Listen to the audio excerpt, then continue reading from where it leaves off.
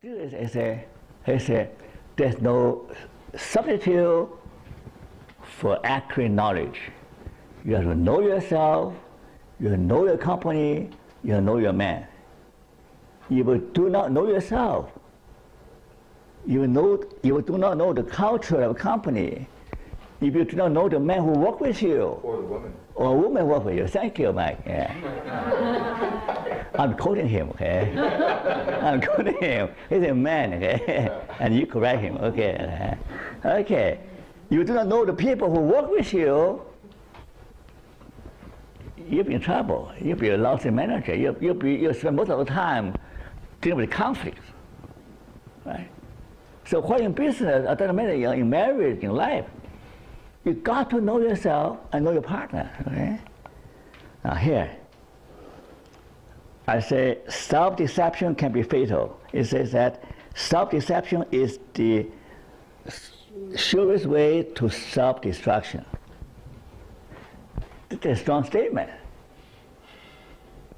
You know, I just posted something on Facebook talk about Mr. Marco. Do you know about him? Marco is a famous cartoon character in the 70s. Maybe you're too young for that. Mr. Marco, okay? But anyway, he suffered from short-sightedness, so he happy to drive a car over the cliff. He doesn't know, he's so happy to drive his car. He doesn't see it, right? Yeah. Most of us so short-sighted.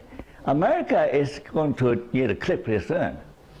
You know, with all the all the strike, all the infights and the Congress versus the White House, they're so short-sighted, and they're driving the economy over the cliff.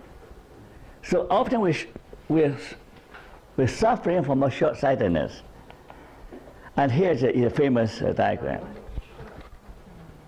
How to pronounce that word? How to pronounce Johari? Johari. Now, everybody has a big blind spot, right? Everybody has a blind spot. You might say, oh, I'm the most compassionate person, I'm the most kind person. People know you and say, oh, this person is very mean and nasty. You might see yourself as the most kindest person, but other people know you, say that you're nasty. You might think you're the most humble people, people call you arrogant. And you get very upset. Okay? So in other words, most of us do not know that the whole blind spot in us, and also there's the whole area of unknown to you and to other people. That is there's the part of you that nobody knows. We call it unconscious region. We talk about it, unconscious region. 90% of your mental content belong to the unconscious area. When Freud, the first one talk about unconsciousness, people laugh at him. But now more and more scientific research discover that our memory, our emotion, the many things about us are buried below the surface of consciousness. For example, there's a neat experiment where the surgeon will tap the cortex, motor cortex, and make the patient raise the arm. And the psychologist, the other person, why are you raising your arm? He said, I'm waving at a nurse. It's just make up a story, right? To make sense. The patient made up a story, but he didn't know that he raised a hand because the doctor is stimulating the motor cortex. He automatically raises a hand.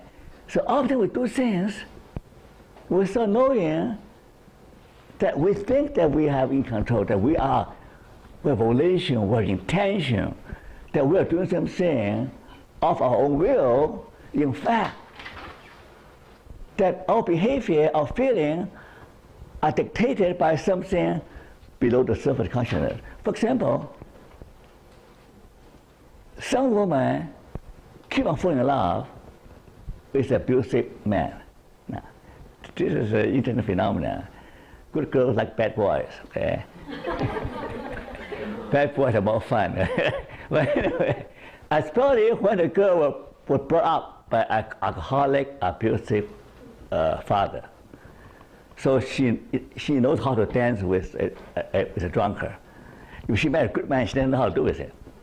No, she's always attracted to a guy who's alcoholic, who's abusive. She thinks she can fix him. This codependency mentality, I can fix him. So he attracted, called transference.